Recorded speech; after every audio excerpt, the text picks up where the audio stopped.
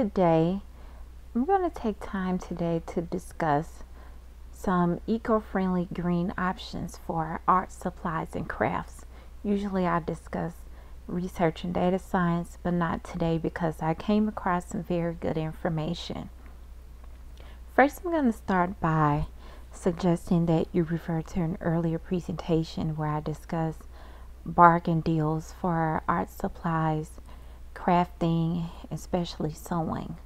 But today everybody's trying to save money, so one of the easiest things you can look for in good brands are certifications, especially from independent labs where the reviewers are not benefiting from conducting examinations of the products, not just the products but also packaging materials. So I'm going to start here by discussing sustainable packaging materials. You want to look for packaging materials where once discarded, they don't have, let's say, a huge impact on the environment. Just to be simple, you want to look for packaging materials that start natural, especially those that are plant-based, that are derived from recycled materials, and consider natural materials, things such as bamboo, hemp, compostable bag and container options.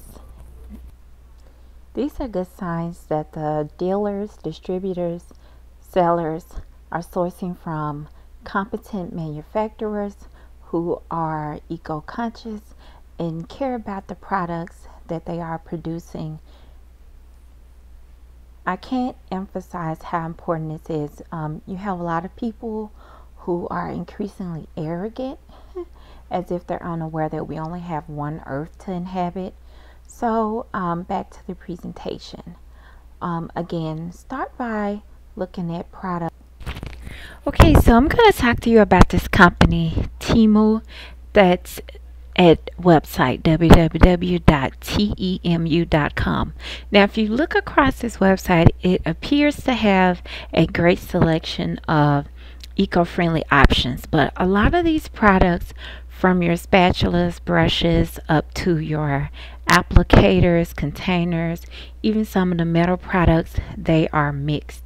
They are either mixed with lead-based options, particularly if they are coated, acrylics, etc. So you don't want to buy from such a website if you don't take time or have time to thoroughly read the product specifications and descriptions. Now, there are good websites that you can check for their credentials, and I would recommend starting with the websites such as greenseal.org. That's green like the color, SEAL.org. They have a listing of their certified directory by way of products, companies, etc. Now also, you now have web-based options that focus on a certain number of brands. Again, pay attention to something such as this because most of the time they are affiliates. But nonetheless, the information is free and readily available, so take advantage of it. So go over to sustainablychic.com. Sustainably, SUSTAINALBLY chic, that's CHIC.com. They bring to you information for 14 sustainable brands, especially for craft supplies that are eco-friendly. This is a pretty good website. The information is detailed all the way down to the actual products, packaging, and how these products can be discarded. Okay, a lot of these products are good for children and adults. Now, you can also go over to websites that bring to you a list of information for other websites. Now, if you have been following my presentations, I always like to discuss how you can get information directly from the government. I'm here in the United States, So if you want information from the federal level, you can always go to the federal EPA website. That's the Environmental Protection Agency website on behalf of the United States.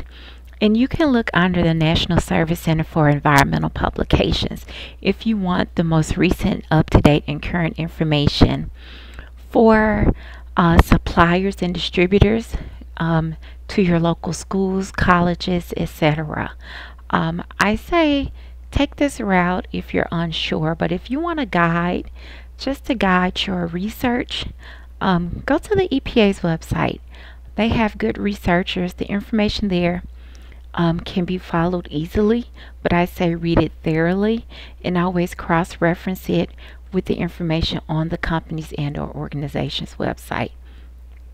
Now, there's also a good website, doitgreen.org. This is out of the state of Minnesota.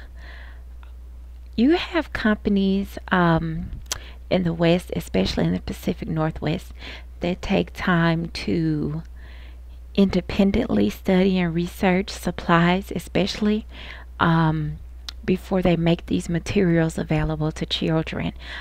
California has a good initiative not only to protect the environment, but to protect what hits the shelf for people of the public. A lot of warnings come on packaging and materials that are produced, distributed by way of California, especially if they're going to go into other markets. One of the common labels that you see is the P65 warning. To let you know that there is something toxic within that product. I don't care if it's just the packaging, you see that.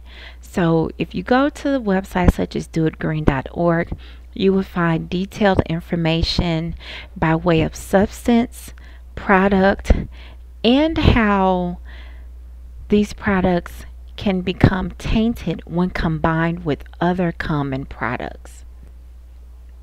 So let's move forward.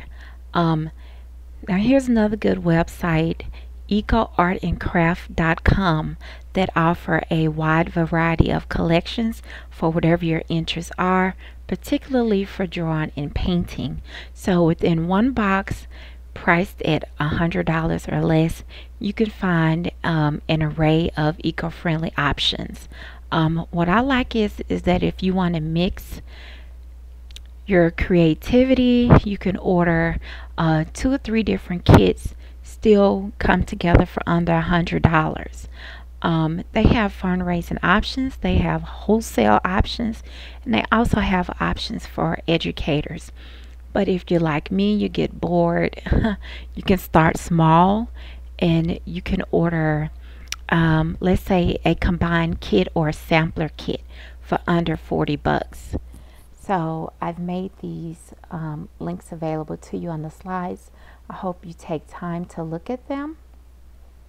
But if you're skilled, advanced, if you know the direction you want to start, at the Eco Art and Craft website, go for the wholesale option. That's going to be your best bargain. I'm probably going to do some more presentations about sewing, because that's what I'm most interested in right now. Thank you for your time. Enjoy yourselves. Turn a hobby into an income. Have a great day.